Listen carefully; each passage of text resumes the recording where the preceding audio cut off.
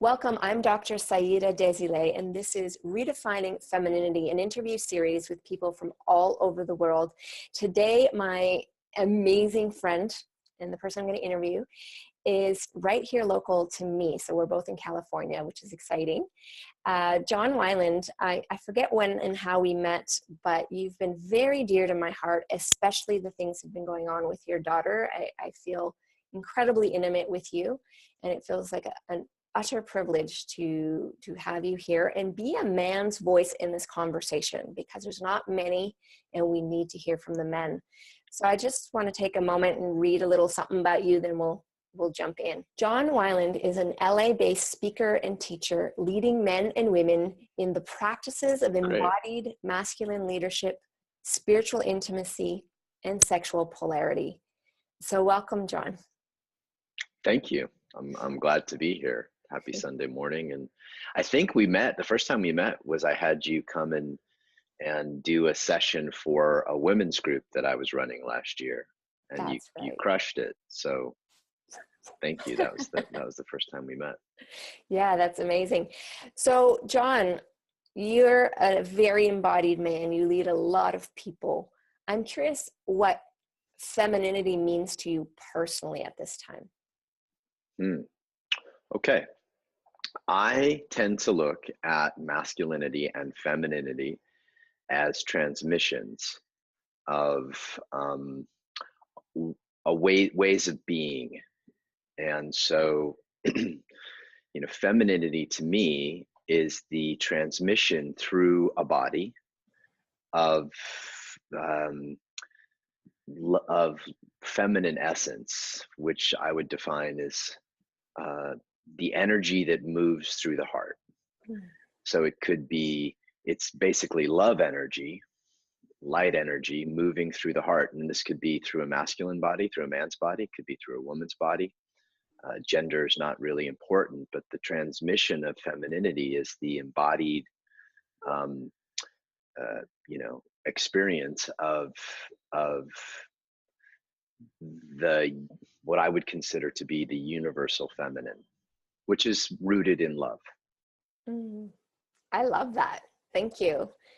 So what I want to know, John, is in your experience of all your travels and teaching and everything you've done, was there a particular moment in that journey where this definition made itself really obvious to you? Well, I think, I work with a lot of women and I work with a lot of couples, and I'm constantly looking through this frame of, the essential masculine and the essential feminine. It's part of just the way I was trained. And when this question of what femininity is started and masculinity is started to roll around in my mind, I really got that the body is sort of like a radio transmitter. I mean, I can't remember exactly when it hit me, but I was starting to think about, I wanted to tease apart a lot of the shame that I was seeing women feel around, I'm not feminine enough, or I'm in my masculine too much, or I'm not, right? And I wanted to really make it something that was easily definable as a choice in a way of being, right?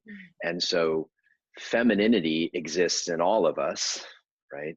And to the extent that our bodies are open and we're in tune with our hearts and we're allowing the universal flow of love and energy to move through us, we're expressing the feminine. For the masculine, it would be the amount that I'm transmitting, the amount of consciousness or groundedness or clarity or integrity that I'm transmitting through my body in any moment occurs to the people around me as masculinity. And I wanted to create a definition that really gave people a choice of where they wanted to be in any particular moment. And that's just the way that it came to me. I love it. It's user-friendly. So the people I experience as most feminine, I should say, where I've experienced the strongest expression of femininity are men and women who've really worked to cultivate that deep connection to their hearts and to the flow of energy, and are able to conduct love through their body, you know? Yeah. Yeah. Yes, I love what you're saying, and I love that you're talking about love. I know that it's a really hard topic for people. Like love's almost, a lot of people have aversion to it right now. Mm. And so in saying that, my last question to you has to do with the current conversation, the climate of divisive conversations around masculine and femininity, around like the masculine is completely like everything evil belongs there and everything good belongs to the feminine, that kind of divisive stuff. It's driving me crazy. But what I want to know from you specifically is, how do we move forward? How do we get these elements that are crucial to human beings aligned in such a way that we can create more dynamic harmony with one another? Mm. Well, I think the key to that is desire, right? Because we all have a desire to, I believe, we have a desire to love each other well at the core, right? We were just not trained how to do that. And so following desire, which I know is a big topic for you, following the desire the desire to connect, the desire to know each other deeply, the desire to have, mind-blowing sex. In that desire comes a willingness to work with each other in these areas, right? And to honor what is sacred in each. And so one of the problems I see a lot is that we're focusing, in I do a lot of workshops where people are practicing together, right? And there's this tendency to focus on the surface of a human being. And I think that part of the spiritual practice is to train ourselves to look deeper into the essences of each other. Now, I know this is, more advanced spiritual work, but you asked the question, and I think that looking past the surface of his behavior or his appearance into the core, the depth of consciousness that he is, or looking past her appearance or her behavior into the core of love that she is a much more inspirational way to work with each other. Yeah. And I think it evokes worship, it evokes devotion, it evokes more of a divine understanding of each other. And so I would say, moving past the surface, moving past appearance, is what I'm trying to teach people. That is really, really powerful, because I think that right now, so many people stop right there at the surface. They don't even go to the surface. It seems they go to the layer before the surface, which is the assumption, and they stop Projection. there. Yeah, the projection. And they stop there. So I love your invitation. It's something practical. We can all take a breath. We can say there is a deep conscious being beneath all this. That's where I want to connect to. And how could I do that? I think that's really powerful to move things forward. Thank you so much for sharing. Yeah, there's one other piece to that I'm finding helpful, and it's kind of a shamanic concept. I got it from a teacher of mine who comes from the Carlos Castaneda lineage, and this idea of letting go of history, right? So standing in front of another human being and relaxing our histories around our history with men, our history with women, our history with a partner, our childhood histories, and being in that moment fresh. Again, it's, it takes work. This is not, I'm just sitting here making it sound easy. It's not, it's fucking hard.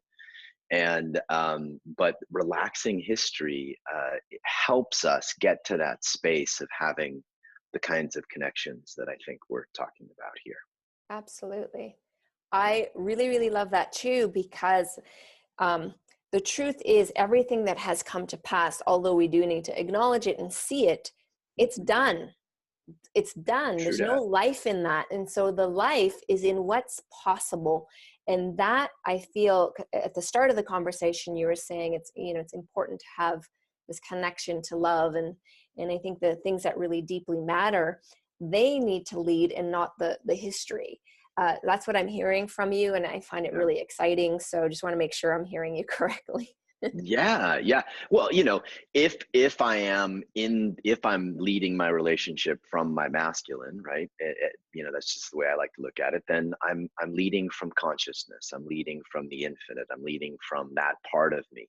If I'm, however, if I'm in my feminine or my partner's in her feminine, then leading from love, and is sort of the way. So I Mm, like to look at it as this dance between consciousness and love, and mm, those two partners are really beautiful and timeless partners, above and beyond our personal histories and our personal flaws, right? We're all human, we're all flawed, but seeing those parts of each other and practicing and loving from those parts of each other always, to me, always provide a deeper experience.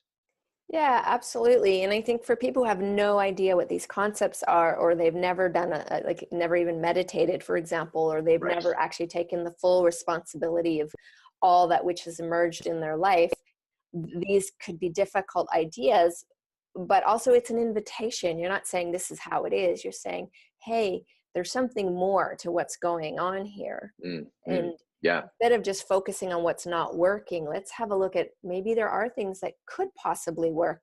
Let's focus there. Is that what I'm hearing? Yeah, yeah, and for women specifically, to go back to your question about how to move forward from the toxic kind of experience that we're having now.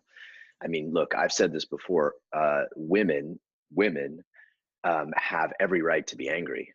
I mean, it's been 100,000 years of basically being property. It's only in the last 100 years that concept has relaxed, getting the vote. And I mean, so if I were a woman, I'm not obviously, but if I were a woman, I would be pissed and feeling the feeling all of that. And the invitation is, okay, you have every right to be angry. Now what do you want to create with us? Because Exactly. most men that I know, want to create with you, want to start fresh with you, want to Yeah. love you well. Yeah. Well, thank you so much, John, for being here with us today. It's always a deep, deep pleasure to connect with you and converse on Thank you, these, Saida. yeah, these edgy topics. I think we just have a really wonderful place that we meet. And for the viewers, I'd like you to just stay tuned because I have a little invitation for you. You're invited to join this amazing conversation. Soon I'll be doing a training, Redefining Feminine Power, and I want you to be there. So click the link that comes with this video, join. Just for joining, I will be giving you a free downloadable gift, so definitely watch out for that.